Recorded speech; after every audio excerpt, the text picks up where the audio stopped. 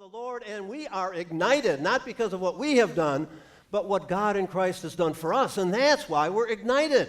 So let's blast off. Let's keep those embers growing, and the speakers here and all the other stuff, it's going to be a great evening, or morning, whatever day it is. Isn't it, Joe? It really is. It's evening somewhere in the world. That's right. And so we also want to laugh at ourselves a little bit, okay? Laughter is carbonated holiness. It just kind of bubbles up. And so we want to take God very seriously and life very seriously, but we can take ourselves very lightly. Ignite your life means lighten up. Hey, why do we get so serious? Yeah, there's problems, but we know how it all turns out. It's called resurrection. It's called Easter. So that's why we're here. It's going to be fun. Great people here. We got workshops, seminars. We got sponsors all over. We've got exhibit people, and so it's going to be a wonderful day. Isn't it, Joe? At least as soon as I sit down here, it will be, okay? When's your sermon done? I'm almost done, yes, and we will now receive our offering, okay? That'd be good. No, But tell you what, let me go over here. I'm going to sit over here if that's okay. You're sitting, I'm sitting. Joe, I'll go over here. We'll talk a little bit in a second, okay? Okay. See you in a minute. Give me some music here over here, and I'll come over here. And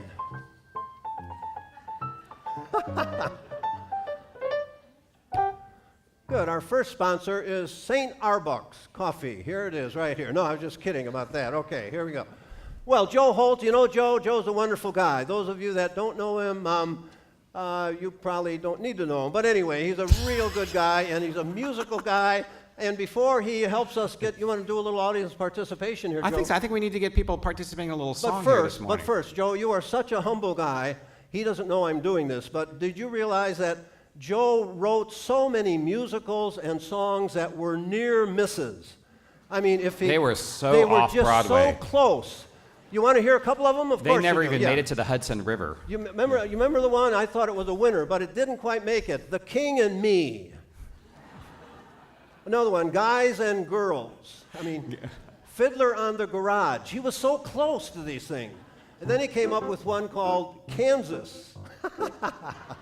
I like that one. But anyway, and then some songs. You want to hear a couple songs? He almost made it.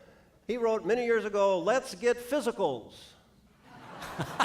Well, that's appropriate for all of us. One, yeah. How about this? A Hard Day's Nap. I'll take that. This one. I like this one. Who Left the Milk Out?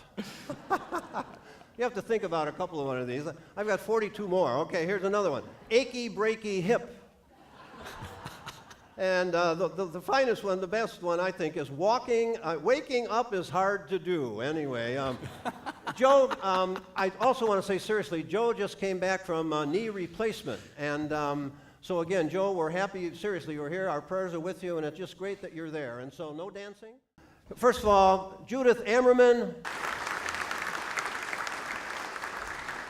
Judith, thank you very much. Wonderful to have you with us and your support through the Ammerman Center for Aging. You know that Ammerman too, right? The Ammerman Center for Aging. That's right. There's a coincidence there, but thank you for all of your support.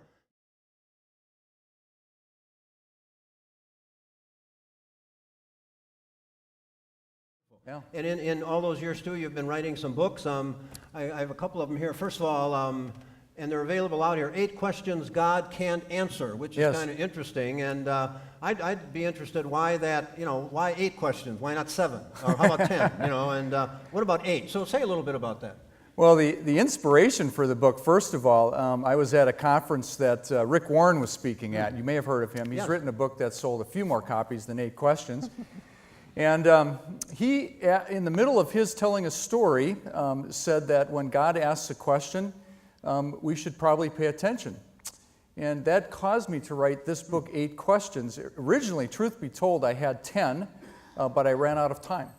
And so, I ended up with 8. And these are all questions that Jesus asked that are questions that I still grapple with myself. And I think many of the people that have read the book are grappling with them as well in all different life stages. I'd be interested. Yeah, are there some in here? What of all questions? How would they relate to older adults? I mean, how would you fit any of these into the questions? Yeah. Certainly, they all relate to older adults. I think perhaps the second question, which is why are you so afraid, is the question that I might say is particularly apropos for older adults, aging adults. The story of that question is that Jesus is crossing the sea in the middle of the night. A furious storm blows up. He calms the storm and then asks the disciples why they're so afraid. But the question behind the question is he was encouraging them to go to the other side. And it wasn't just the other side of the lake, it was the other side where the Gentiles lived, the poorest of the poor Gentiles. And so he was asking them to go to a place that they hadn't been before, which is, I think, particularly appropriate. As we grow older, we can kind of fall into a routine or into a rut. And Jesus is asking us to go over to the other side and asking, why are we afraid to do that? Why do we lack faith? Yeah.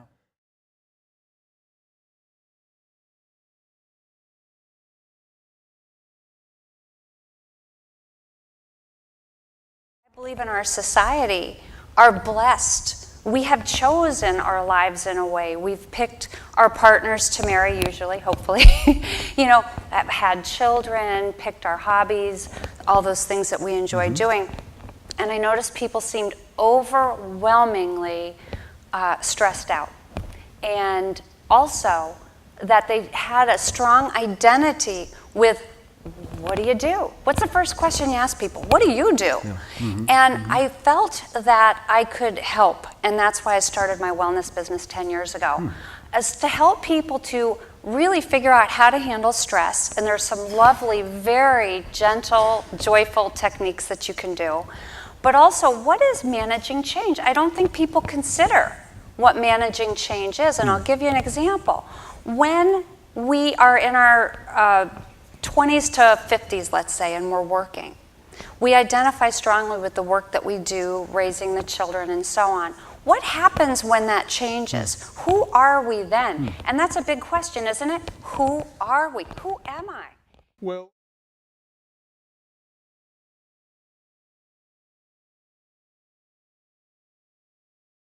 first of all, I wanted to say how unique it is to be here today in an integrated fashion. I think part of the problems that we have today with medicine is that we are very narrow-minded. We don't treat the whole patient. So to see the other and to hear the other speakers before me, we're all talking about the same thing. We're talking about wellness. We're talking about spiritual body health. So your second question, I'm studying right now. I'm a late bloomer, so I feel real comfortable being here, and I'll be turning 50 in 2 weeks. So I'm almost ready to take part.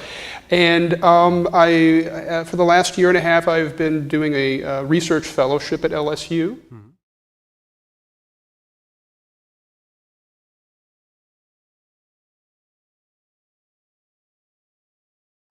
Maybe just use that time as best we can, because it's inevitable. We're going to wait in the waiting room. So that is one thing I thought about. Kind of like an advent. I mean, you could almost say it's a kind of an advent. In fact, that word esperar comes up in every one of my Advent sermons. Is that right? Yeah, to wait and to hope. To wait. Thank you for that. Yeah. And here's the other thing I thought of with all three of my friends and colleagues there, that I was thinking of that, the Shema. You've heard of that in the Old Testament.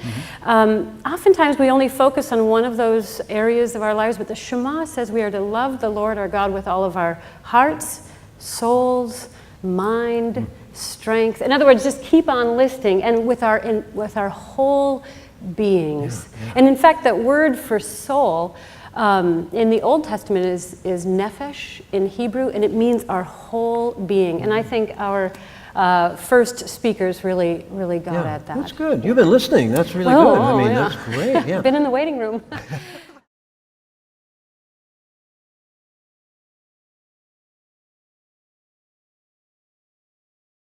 Mark Herstein, is that right? Mark from Lutheran Senior Social Services of New York.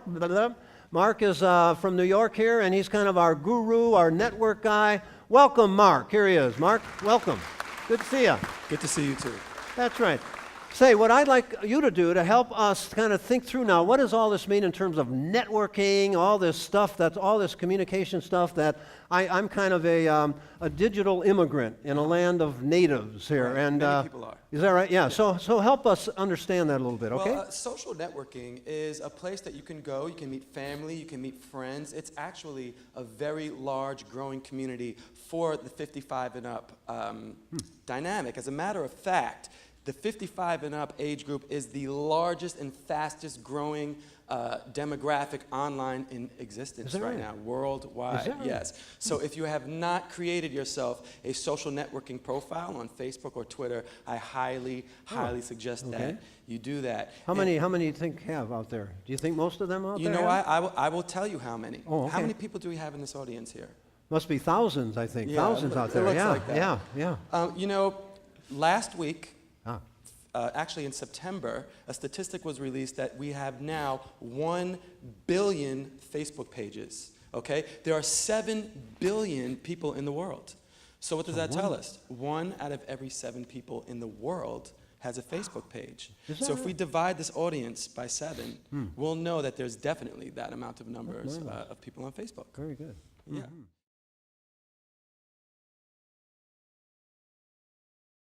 Well, we're winding down in terms of the studio audience here and people throughout the country and the world, just to be able to say, hey, isn't it fun to celebrate God's gift of aging? Because we know how it all turns out. And so we're not trying to say, forget about our pains and worries.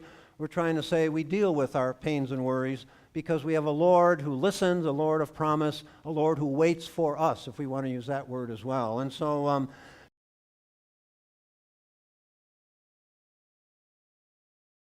Hi, I'm Jamila Samad. I'm the National Executive of Church Women United. I'm Marilyn the Riviere. I'm the National President of Church Women United, which is the oldest and largest ecumenical women's organization in the United States, and we are 70 years old. We started in 1941, and our motto is agree to differ, resolve to love, united to serve.